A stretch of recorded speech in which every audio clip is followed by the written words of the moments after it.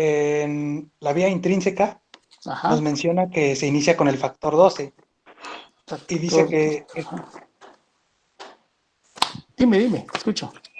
dice que se activa en condiciones de laboratorio cuando se agrega una sustancia con carga negativa. Ajá. Mi pregunta sería, en condiciones in vivo, ¿este factor 12 tiene alguna manera de activarse? Porque, por ejemplo, Sí. he estado leyendo y Ajá. otros factores se activan con la trombina y así, ¿no? Pero el Ajá. factor 12 no he encontrado algo que diga que lo activa en vivo. Lo que pasa es que el factor 12 de la cascada de colusión se activa con los cininógenos de alto pozo molecular. ¿Te acuerdas que les mostré en unas de las diapositivas cuando hablamos de inflamación y que les recordaba que era que les hacía como un pequeño resumen de cómo interaccionaban todas las vías del sistema de complemento, la misma coagulación, el sistema de cininas, el sistema ¿cómo se llama atrás? Cininas, coagulación, sistema de complemento. Ahí les mencioné que se activaba con los sinógenos de alto peso molecular, los cuales se activaban a las cininas. Pero en realidad el factor 12 de la cascada de coagulación se activa con cualquier sustancia que sea de carga negativa.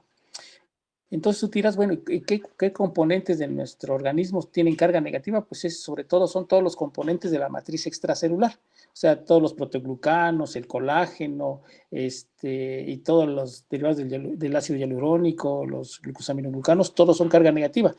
Entonces, el factor 12 está guardado en el endotelio. Cuando el vaso sanguíneo se rompe, inmediatamente todos esos proteoglucanos, todo lo que es el estroma, todo lo que es la matriz extracelular, entra en contacto con la sangre y con las células endoteliales. Y es en ese momento en donde se activa el factor 12 de la cascada de coagulación. Ok, doctor. ¿Sí? Gracias. Porque ahí ¿cómo te diré? Es la forma en que se va a desarrollar esta activación del factor 12. En realidad, el factor 12 no cumple una función eh, primordial en la cascada, sino quien en realidad hace todo el proceso o toda la activación es a partir del factor tisular, el factor 3, en unión con el factor 7 activado. Y el 12 es un coadyuvante, porque porque recuerden que también les había dicho que la deficiencia del factor 12 de la cascada de coagulación no nos generaba ¿cómo les puedo decir? No nos formaba unos problemas de anticoagulantes, sino que generaba un efecto más de otra variedad. No sé si, déjame ver, en las diapositivas.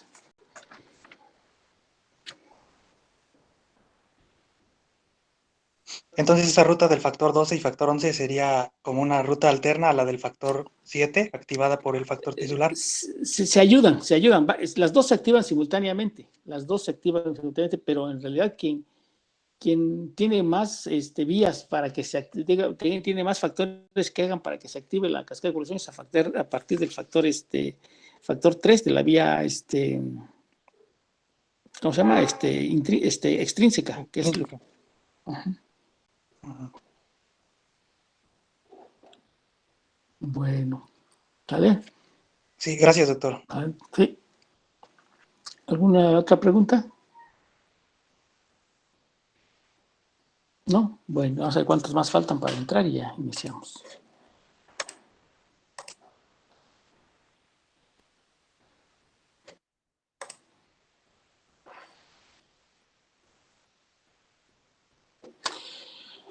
Bueno, creo que están. No, es que buena parte de los compañeros.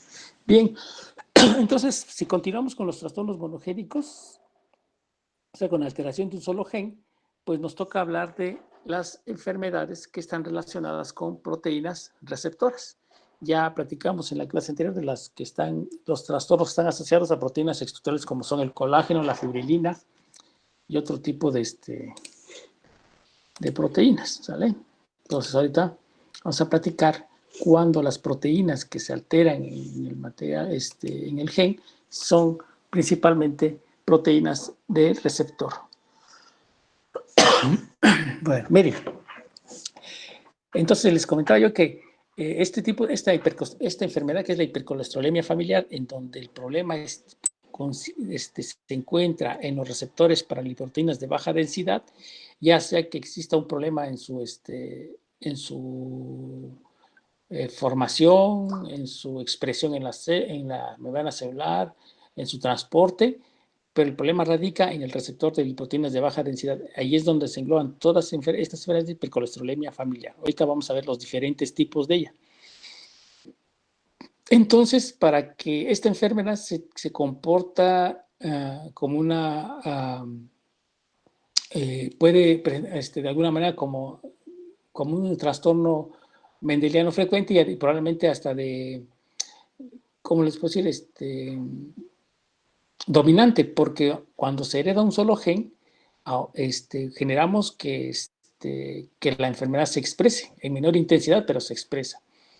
Entonces, este gen mutado, más o menos lo encontramos 1 por cada 500 individuos, o sea que es bastante frecuente, y que genera un aumento de los niveles de colesterol en sangre, más o menos de 2 a 3 veces las concentraciones normales. Entonces, es un riesgo importante, ¿no? Por lo tanto, este colesterol excedente que se encuentra en la sangre tiene que buscar dónde depositarse en el cuerpo y lo consigue yéndose a depósitos de colesterol en los tendones o en los vasos sanguíneos, generando una aterosclerosis prematura. Cuando la herencia es homocigótica, digamos que los dos alelos se reciben y los dos genes están mutados, entonces el incremento de las concentraciones de colesterol plasmático aumenta de 5 a 6 veces. Por lo tanto, es mucho más alto el riesgo. Aquí llega a desarrollar xantomas cutáneos y la aterosclerosis pues, es, por lo tanto, mucho más acelerada, más frecuente en los grandes vasos, en las arterias coronarias, en las cerebrales y en algunos vasos vasculares. Entonces, esto nos va a llevar a que el paciente esté en riesgo de sufrir infartos a edades muy tempranas. En los individuos que han sobrevivido a los infartos, algunos de ellos han sido estudiados y se han dado cuenta que más o menos del 3 al 6% de ellos cursan con hipercolesterolemia familiar. Bueno, pero para que podamos entender la hipercolesterolemia tenemos que comprender más o menos cómo se lleva a cabo el metabolismo de las lipoproteínas de baja densidad. Y iniciamos con la formación de las lipoproteínas de muy baja densidad, las VLDL, las cuales se forman en las células hepáticas, y estas lipoproteínas de muy baja densidad están formadas por muchos ácidos grasos y por tres proteínas, que son la proteína C, la apoproteína E y la proteína B100. Entonces, estas tres proteínas van mezcladas junto con una gran cantidad de ácidos grasos. Estos ácidos grasos viajan a través de los vasos sanguíneos y cuando llegan al tejido adiposo y al músculo, se lleva un proceso de lipólisis. Quiere decir que se están activando las lipasas de estas células, la lipasa del adipocito y la lipasa del músculo estriado, se activan haciendo que estas lipoproteínas de muy baja densidad pierdan la mayor cantidad de ácidos grasos. Cuando este proceso está sucediendo en el adipocito, pues sirve para almacenar energía, entonces se van acumulando estos ácidos grasos en el citoplasma del adipocito. Y en todo caso, en las fibras musculares, el proceso es para poder formar nuevas membranas celulares. Eso es lo que estamos intentando conseguir formar, o sea, nuevas membranas celulares. Y también, si un momento se acabaran mis reservas de glucógeno que tengo en las fibras musculares, pues entonces también estaría yo, utilizándolo como una fuente de energía, ¿vale? Pero bueno, bien, entonces, cuando sucede este proceso, una vez que pierden todos estos ácidos grasos, estas lipoproteínas de muy baja densidad se convierten en lipoproteínas de baja densidad. Pierden una apoproteína, que es la apoproteína C, y se quedan con la apoproteína E y la proteína B100. Estas proteínas son las que sirven como mecanismos de señal para que cuando en la circulación sanguínea regresen al hepatocito, puedan ser captadas por los receptores de lipoproteínas de baja densidad. El 70% de estas lipoproteínas de baja densidad las reabsorbe el hepatocito y el otro 30% se lleva a cabo a través de otras vías de depuración. ¿Sí? Bien, ahora, una vez que estas lipoproteínas de baja densidad son nuevamente captadas por los receptores, se lleva un proceso de internalización, se forma una vacuola, una vacuola donde en la vacuola van incluidas las dos lipoproteínas, van incluidas las lipoproteínas de baja densidad y el receptor. La vacuola se divide en dos. En una se juntan los receptores y son regresados a la membrana celular, y en la otra, estas lipoproteínas de baja densidad forman una vacuola, los lisosomas la degradan, los lisosomas se encargan de degradarla, y a través de unas proteínas que es importante que las mencione ahorita porque lo vamos a ver en otras enfermedades de atesoramiento, como son la NSP1 y la NSP2, que nos sirven para extraer estos lípidos del lisosoma. Las NSP2 son proteínas que están disueltas en el citoplasma y se unen a los ácidos grasos que se fragmentaron en la síntesis de las lipoproteínas de baja densidad y son extraídas y llevadas al citoplasma. En el citoplasma van a seguir tres caminos. Uno, que puede ser que se conviertan en colesterol. Otra, que se conviertan en lipoproteínas de baja densidad, ¿sí?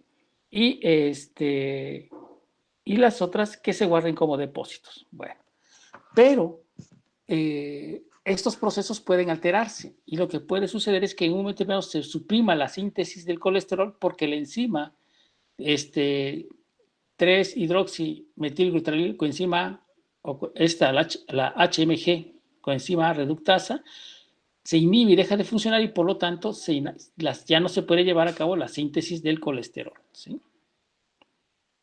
O al contrario, se activa la enzima acilcoenzima A, acilcotransferasa, y esta permite la esterificación y por lo tanto se almacenen los depósitos de colesterol.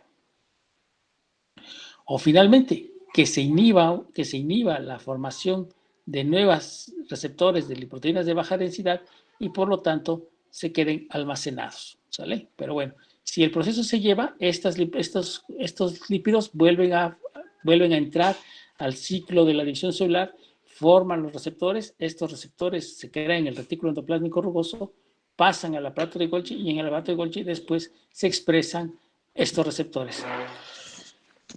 ¿Sale? Otra vía de eliminar las lipoproteínas de baja densidad es a través de las células que tienen receptores, como son los fibroblastos. Esto se le llama mecanismos independientes, los linfocitos, las células musculares lisas, los hepatocitos y las células de la glándula suprarrenal, ¿sale? O la corteza, sobre todo, suprarrenal. Ellos son los que también pueden degradar partes de las lipoproteínas de baja densidad, pero recuerden, el 70% está valorado hecho por los hepatocitos. Y existen otros receptores que se llaman barredores y que van a estar principalmente en los macrófagos. Y por lo tanto, quizás por aquí se explique por qué la aterosclerosis. Los macrófagos captan las lipoproteínas de baja densidad y se van a colocar en las membranas de los vasos sanguíneos y ahí se quedan almacenados y guardados. Entonces, pudiera ser que eso esté generando la formación de la aterosclerosis en los vasos sanguíneos. ¿Vale? Bien. Aquí una ampliación de la imagen. Y bueno, existe entonces, ¿cuáles son las hipercolesterolemías familiares? Se clasifican en 5 clases y va a depender qué tipo de mutación se llevó a cabo y de esta manera sabremos qué tan intensa será la enfermedad. Bueno, en muchas de estas mutaciones existen más o menos 900 variantes de mutaciones de la hipercolesterolemia familiar y todas ellas van a incluir inserciones, quiere decir que se aumentan nuevas bases, repetición de bases, que hay pérdida, que hay de lesiones, o que se generan mutaciones sin sentido o con sentido erróneo. Entonces, todas estas pueden combinarse para formar, o cada una puede tener varias variantes o diferentes grupos para generar estas diferentes 900 mutaciones. Si hablamos de la mutación o la clase 1, a lo que estamos mencionando aquí es que no hay una síntesis de proteína receptora, o sea, no se forman los receptores, y si no hay receptores, pues si no hay formación de receptores, por lo tanto, en la membrana celular no va a haber receptores. ¿Cuál sería la consecuencia? que por más lipoproteínas de baja densidad que mi organismo produzca por la misma ingesta de alimentos, no las voy a poder sintetizar y todas estas lipoproteínas de alta densidad se van a almacenar, se van a quedar en la sangre y va a aumentar los niveles de una forma impresionante. ¿Sale? Pero aquí lo que estamos viendo es que en las mutaciones de clase 1 el receptor no se formó el receptor. En la clase 2, que es lo que habitualmente sucede, es que sí se forma la proteína, pero resulta que esta proteína receptora de alguna manera se sintetizó de forma inadecuada o de forma errónea. Y si sucede eso, recuerden que todas las proteínas que no llevan la estructura correcta, simplemente se bloquea su transporte. Entonces, quiere decir que ya no pueden trasladarse al aparato de Golgi para terminar de modificarse y finalmente llegar a la membrana celular. Entonces, se queda en el retículo endoplásmico rugoso, se formaron, son proteínas anormales y el organismo lo que hace es desecharlas, eliminarlas, porque no están formadas correctamente. Entonces, pues tampoco tengo receptores y también estos pacientes tienen altas concentraciones de lipoproteínas de baja densidad en la sangre. Bien, en las mutaciones clase 3, aquí el problema es que el receptor se produce, llega a la membrana celular, pero por algún motivo simplemente no se une a las lipoproteínas de baja densidad. Ya sea que en la zona donde debe ser el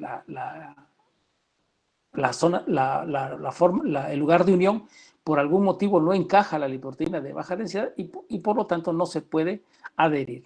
Entonces, lo mismo sucede, las lipoproteínas de baja densidad terminan en la sangre en grandes cantidades. Entonces, aquí el problema es que el receptor es defectuoso en su zona de anclaje o en su zona de ligando con lipoproteínas de baja densidad. La clase 4, todo está bien, se sintetizan, se transportan al Golgi, llegan a la membrana celular, pero los receptores no se encuentran en la zona anatómica de la membrana celular donde van a cumplir su función. Se dice que estas lipoproteínas de baja densidad deben estar en unas regiones que se les llama regiones ofocitas revestidas, que tienen una proteína además agregada, que sería esta. Entonces, si estos receptores se coloquen en alguna zona de la membrana celular donde no existe estas fositas recubiertas, pues aunque se una la lipoproteína de baja densidad, aquí se queda en la superficie del hepatocito y simplemente no puede llevarse al interior para la síntesis. Entonces están unidos, pero no hay forma de llevarlos al interior. Y las 5 sucede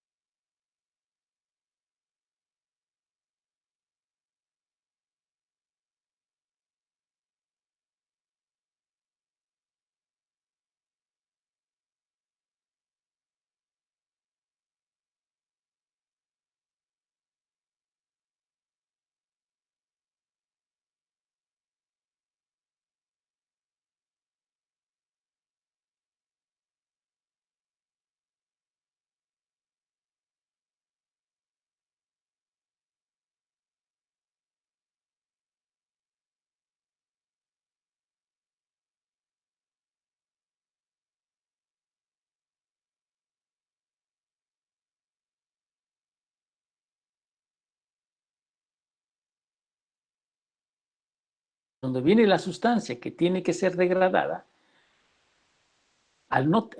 si tengo la enzima, pues va a pasar sus diferentes etapas, la A, la B, la C, y terminamos con el producto final. Pero si resulta que me falta una enzima en el transcurso del metabolismo, pues me voy a quedar con un producto intermedio, y como este ya no puede sintetizarte porque falta la enzima, porque a lo mejor es defectuosa, porque hay agenesia de la misma, o hay muy poca de esta, lo que estamos condicionando es que los productos intermedios terminen acumulándose dentro del lisosoma. ¿Y qué pasa con este lisosoma? Pues empieza a crecer de tamaño, se hace cada vez más y más grande porque termina acumulando los productos intermedios que no pudieron ser eliminados. ¿Sale? Bueno, y a este proceso se le llama un proceso de acumulación primaria. ¿Sale? En otras ocasiones, lo que sucede es que, aparte de la acumulación primaria, estas enzimas, algunas de ellas intervienen en los procesos de autofagia. Recuerden que cuando hablamos de autofagia dijimos que lo hacía la célula para eliminar proteínas que ya no servían, organelos que ya no iba a utilizar o que podía prescindir de ellos, o organelos que ya no funcionaban, podía eliminarlos a través de la autofagia. Si este proceso sucede que todos los sustratos, todo lo que tiene que destruir a través de autofagia, las proteínas no son normales o son inadecuadas o están mutadas, pues lo que voy a generar es que existe una acumulación de todos estos componentes, de esas proteínas que tienen que ser destruidas y no son destruidas. Puedo tener acumulación de mitocondrias que están viejas y que necesitaba yo degradarlas y no las puedo eliminar. ¿Cuáles van a ser las consecuencias? Pues que yo tenga que estas mitocondrias viejas que ya no funcionan no puedan regular la cantidad de calcio que tienen en su interior y condicionen una salida masiva del mismo y provoquen una apoptosis o un daño a la célula, ya no como una anoptosis, sino como un proceso de necrosis. Y también permite la salida de radicales libres, o sea, no nomás del calcio, sino de todos los iones hidrogeniones, los iones hidroxilo, el superóxido, el peróxido de hidrógeno. Entonces, todos estos nos pueden generar un envejecimiento prematuro en las células y por lo tanto pueden fallecer, ¿sale? Entonces, hay que tener cuidado, y a eso se le llama una acumulación secundaria, ¿sale? Que es lo que estamos viendo en este proceso, una acumulación o un depósito secundario. Bueno, entonces, si ya más o menos entendemos qué va a pasar con el lisosoma cuando nos falta una enzima, vamos a ver cuáles serían las posibilidades terapéuticas de estas enfermedades por depósito. Uno, si hay la capacidad de sustituir la enzima a través de que a la persona le demos las enzimas tomadas, lo haremos y de alguna manera estaremos corrigiendo la ausencia de esta enzima o la actividad defectuosa de la misma.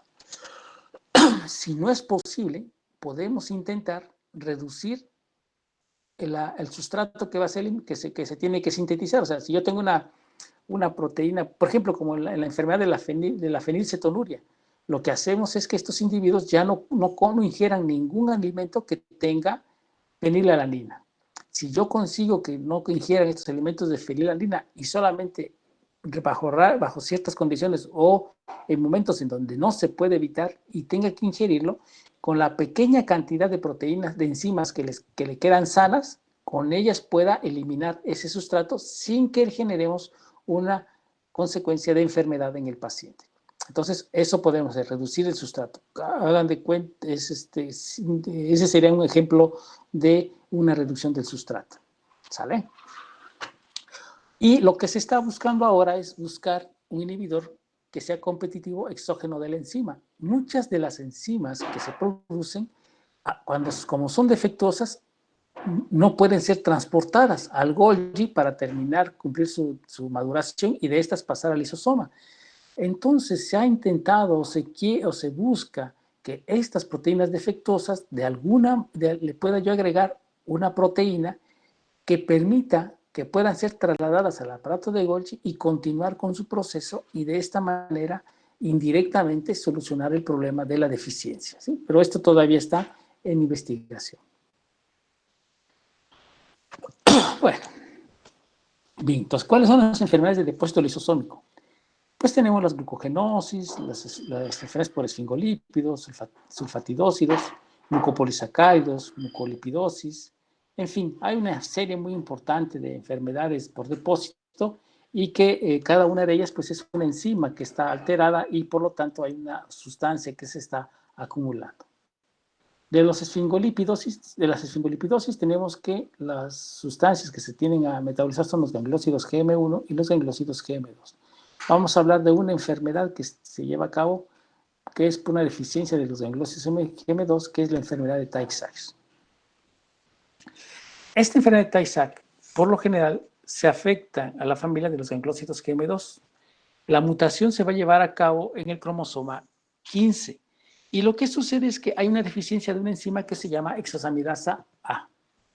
Esta enzima lo que hace es sintetizar a estos gangliósidos o al gangliósido GM2. Bien, ahora, se ha visto que es muy frecuente esta enfermedad en los judíos que vienen de la Europa del Este, los askenazíes, y que ellos más o menos traen la mutación o son portadores más o menos 1 de cada 30 individuos de este grupo de judíos. 1 de cada 30. Entonces es muy alta la frecuencia de portadores. ¿Qué sucede en esta enfermedad? Bueno, pues sí, como el gangliósido no se puede sintetizar, pues tiende a acumularse en los lisosomas. ¿De dónde? De las células del corazón, del hígado, del vaso y del sistema nervioso. Si en estos órganos se van a acumular los lisosomas y estos lisosomas van a crecer como balones de fútbol, como grandísimos, y que van a llegar a ser vacuolas tan grandes como las que vemos en las células adiposas, pues ya con esto nos vamos a dar una idea de a qué va a provocar esta enfermedad. Sobre todo la pérdida de las funciones de la célula. Mientras más crezca este lisosoma, va a comprimir los organelos y no les va a permitir funcionar, y eso nos va a llevar a daños en todos los órganos, ¿sale? El órgano que va a resaltar en lesiones va a ser el sistema nervioso, porque lo que primero que va a suceder es que las neuronas, tanto del sistema nervioso central como del sistema nervioso autónomo, van a morirse, y se van a morir en grandes cantidades. Entonces, algo clínicamente que va a pasar es que va a haber un deterioro neurológico progresivo en estos pacientes. También se tiende a acumular en las neuronas de la retina. Bien, ¿qué pasa con estas células? Pues tanto el corazón, hígado, vaso, sistema nervioso, pues hoy las neuronas toman el aspecto de un balón, y vean las imágenes. Vean cómo el recuadro de color azul que estamos viendo son neuronas con una gran cantidad de acumulación. Todos esto que ven ustedes como un aspecto apolillado, pues son los lisosomas que están creciendo de forma exagerada, ¿sí? Porque se están acumulando los gangliósidos. Después nos damos cuenta que pues, esa compresión va a matar a las neuronas. Se pueden teñir, como es una grasa, se pueden teñir con aceite rojo o con negro de Sudán. Y a través de la microscopía electrónica puedo ver estas inclusiones que van a tener la forma de de las catáfilas de la cebolla o de las hojas de la cebolla. Cuando ustedes parten una cebolla a la mitad, ven cómo tiene varios circulitos que lo rodean, pues a eso nos referimos con las catáfilas de cebolla, ¿no? Es el aspecto que van a tener a través de la microscopía electrónica. Y aquí lo que vemos son varios ejemplos, ¿no? Varias neuronas, que son nervios, son neuronas que se están llenas de estos esfingolípidos. Más neuronas, miren cómo está. Y bueno, como hay estas neuronas que se empiezan a llenar, pues las células pequeñitas, los puntitos que ustedes ven son la microglea, que es una proliferación de que proliferan las células de la microglea, que son los micrófagos de la microglea, son los macrófagos, y aparecen los macrófagos porque se empiezan a comer a las neuronas que están dañadas, pero también estas se van a terminar estando englobadas e hinchadas. Miren aquí las neuronas con las vacuolas tan grandes que están teniendo. Bien, y todas estas lesiones las vamos a encontrar en todo el sistema nervioso, cerebelo, neuronas de los ganglios basales, tronco encefálico, médula espinal, los ganglios de la raíz dorsal y del sistema autónomo, ¿sí? Clínicamente podemos encontrar que cuando los gangliósidos se acumulan en la retina, se colocan sobre todo a la periferia de la mácula. Entonces lo que va a condicionar es que la parte periférica de la mácula se vea de un color pálido y veamos una mancha roja intensa. A esto es lo que se llama una mancha de cereza o mácula. Y en los niños, cuando nacen, la vemos con mucha claridad. Entonces, esto nos puede servir como un diagnóstico, como un signo diagnóstico de una enfermedad por depósito. En el grupo de los gangliósidos gemelos, porque también otra enfermedad que es la enfermedad de Sandor y la enfermedad de la otra que vamos a ver que es la enfermedad de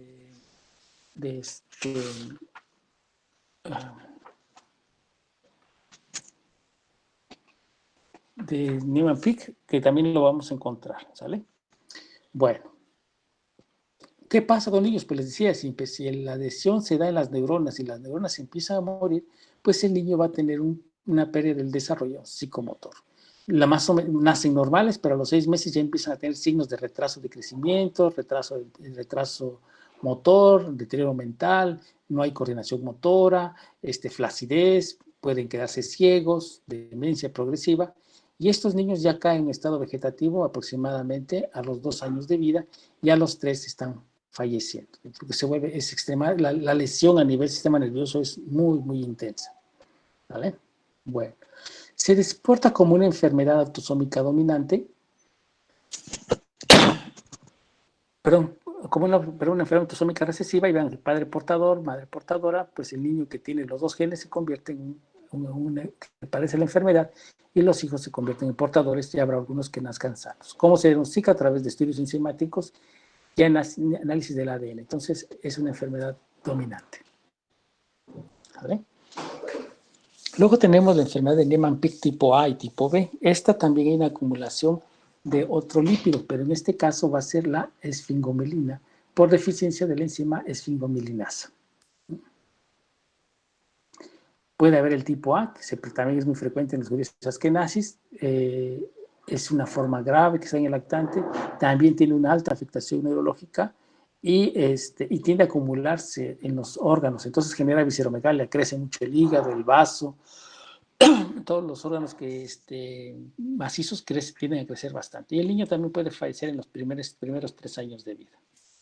La tipo 2 es un poquito menos intensa, también se da en judíos askenazíes, y se caracteriza más por presentar una organomegalia, o sea, además los órganos crecen más y es mucho más, y es un comportamiento un poquito más benigno, ¿no? No afecta tanto al sistema nervioso central, y estos pacientes pueden llegar a la edad adulta, pero el daño se da, entonces van teniendo también un retraso en el desarrollo psicomotor y también mental. ¿Dónde se encuentra la mutación? Pues la vamos a encontrar principalmente en el cromosoma 11P, en la región 15.4. ¿eh? Esta enfermedad tiene la característica de que se puede expresar, aunque se puede expresar, se da en el cromosoma materno, pero sobre todo se da por una impronta genética, una impronta genómica. Lo vamos a ver más adelante cuando hablemos de enfermedades, de patrones no clásicos, de herencia no clásica. Vamos a ver qué es la impronta. Pero aquí lo que sucede es que los genes de esta zona del cromosoma se apagan en el padre y solamente se expresan los de la madre. Y esto hace que la enfermedad se exprese en el individuo. Entonces, en los individuos que son heterocigotos, o sea, en los hombres que hereden el cromosoma materno, aunque sean heterocigotos, aunque aparentemente tengan el cromosoma del padre sano, aún así van a presentar la enfermedad. ¿Sí? Y los que hereden tanto del padre como de la madre el gen defectuoso, pues ellos sí van a desarrollar la enfermedad. Si el cromosoma materno es el que está sano y lo heredó el individuo y heredó del padre el cromosoma enfermo, no va a desarrollar la enfermedad. Pero si el cromosoma enfermo lo heredaron de la madre, sí van a aparecer la enfermedad como un individuo heterocigoto. Solamente cuando la única otra forma de presentar la enfermedad es de una forma recesiva, y cuando los genes tanto paterno como materno están presentes en el individuo, ¿sale? Existen más de 100 mutaciones, y aquí lo que se está destruida es que no funciona es la enzima de esfingomelina ácida. Y dependiendo de qué tan afectada está la enzima, pues así es también el cuadro clínico, ¿no? ¿Qué vamos a encontrar? Pues en estos pacientes lo que va a presentar es también un crecimiento de las células, pero en este caso principalmente de los macrófagos, que son los que van a presentar este cambio balonizante, ¿no? Y pueden llegar a medir todas estas células, cada una de ellas hasta 90 micrómetros de diámetro. Su citoplasma es espumoso y pues lo que tenemos aquí es una gran cantidad de mielina, láminas de mielina guardadas en los citoplasmas de estas células. Como se da, como afecta principalmente a las células fagocíticas, o sea, lo que son macrófagos, histocitos, pues los órganos que tienen mayor cantidad de estas células, pues es el vaso, porque recuerden que ahí tenemos muchos histocitos para destruir a los eritrocitos, en el hígado con todas las células de Kupffer, el ganglio linfático por todas las células células penetradoras de antígeno y por los mismos macrófagos que existen, en la médula ósea porque es el reservorio donde se forman las células fagocíticas. Las amígdalas pues son otros ganglios linfáticos nada más que modificados. Y en el aparato digestivo pues por todo el material linfoide que tenemos en la submucosa. Pulmones tiene también una gran cantidad de este material en la submucosa. Entonces todos estos órganos, sobre todo en el tipo B, se acumulan estos histocitos llenos de mielina y hacen que los órganos crezcan de forma importante. ¿Vale? En el cerebro, como causa muerte neuronal, pues lo que vamos a ver es que las circunvoluciones se van a hacer mucho más marcadas y profundas. Va a presentar como si un proceso de atrofia cerebral por la muerte de las neuronas. Entonces eso hace que los surcos sean mucho más amplios y se aplanen de alguna manera las circunvoluciones, ¿no? Entonces también vamos a encontrar muchas neuronas vacuolizantes y en el ojo podemos encontrar también acumulación en la retina, formando también esa mancha en color rojo cereza, pero solo se presenta de un tercio, entre la mitad y un tercio de los casos que tienen esta enfermedad de Niemann-Pick. ¿Sale? La tipo A es la que les digo, se da mucho más, es mucho más agresiva, genera organomegalia en los individuos y lo vemos muy visible a los 6 meses. Entonces se les ve que son muy como panzoncitos o tienen un abdomen muy protruyente, ¿no? Y entonces ya en los lactantes ya se ve más impresionante y les va a generar retraso mental, retraso en el desarrollo psicomotor, pueden tener fiebre y adenomegalias generalizadas, porque pues como también crecen los ganglios por la acumulación de esta sustancia, pues va a tener adenomegalias. Y estos niños pueden morir de 1 a 2 años, sobre todo en la tipo A. ¿Y cómo se diagnostica? Pues hay que medir la actividad de esta enzima, la esfingomelinasa, ya a través de estudios de biopsia hepática y médula ósea. Y si el individuo no tiene síntomas y es portador, pues se tendrán que hacer análisis de ADN para valorar si él tiene riesgo de transmitirlo a su descendencia. ¿Sale? Bien. Bueno, una vez está cortita la enfermedad de Niemann-Pick. Ahora, la enfermedad de Niemann-Pick se lleva a cabo, se pensaba que pertenecían al mismo grupo. Ahora se sabe que las enzimas que se afectan son diferentes, más bien que las proteínas que se afectan son diferentes y ahora se considera como una enfermedad de Niemann-Pick tipo C. Es más frecuente que si sumamos la frecuencia de la A y la B juntos. Entonces, aquí el problema, las mutaciones se dan en las proteínas NPC1 y NPC2. El 95% está por la alteración de la proteína NPC1, ¿sale?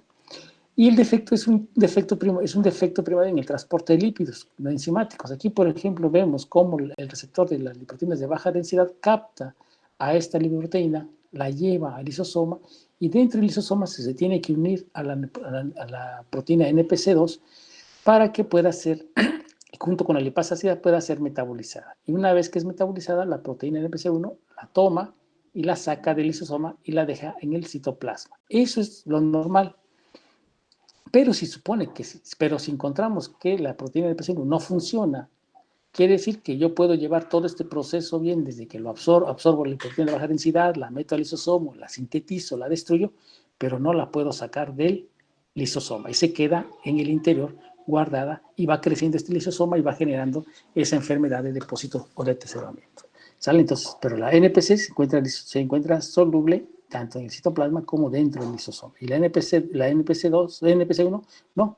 Esta se encuentra formando parte de la membrana del ribosoma. ¿Sale? Entonces, esto es lo que pasa con estos pacientes. ¿Qué encontramos? Bueno, si el cuadro clínico pues es muy homogéneo, muy heterogéneo, porque depende de la intensidad con que esté afectadas estas enzimas, pero cuando es muy intensa y en la etapa neonatal podemos encontrar que los niños pueden presentar o nacen con hidropesía fetal. Pero, bueno, más que nacen, mueren, ¿no? Mueren de hidropesía fetal, pues hay que tener el parto o realizar el legrado, pero los niños nacen con hidropesía fetal, ¿sale? Pueden nacer con hepatitis neonatal, pues porque ahí se está acumulando buena parte de este proceso. Ya recuerden que el 70% de la síntesis de las proteínas de baja densidad se lleva en el hígado, por lo tanto el hígado está inflamado porque no puede llevar a cabo el proceso. Es un curso crónico, las lesiones también tienen lesiones neurológicas y que son progresivas. Y el niño va a empezar con daño neurológico, con ataxia, o sea, problemas para caminar, puede haber parálisis de la mirada vertical, puede haber distonía, puede haber disartria y hay una regresión psicomotora. Entonces, también hay un daño importante a nivel del sistema nervioso. ¿Ven? Y bueno, aquí vemos un esquema de cómo es lo mismo de la enfermedad de Niemann-Pick, cómo se lleva a cabo, cómo se lleva en la persona sana, proteínas de baja densidad, se absorben, se sintetizan, se libera el colesterol y ya se puede reutilizar para formar nuevamente membranas celulares. Aquí no, se recibe el proteína de baja densidad y se acumula ¿cómo se llama? Se queda almacenado en el lisosoma y este sigue creciendo hasta que la célula muere por compresión. Así es. Bien, entonces hasta aquí lo dejamos y hasta aquí. ¿Alguien alguna pregunta? Nada. Bueno, pues entonces platicamos, yo espero que mañana, con enfermedad de Gaucher y las que nos faltan, ¿sale? Bien. Sí, doctor, gracias. ¿Sale? ¿Qué tanto día? Gracias, doctor. Dale. Igualmente. Gracias, doctor. Sí.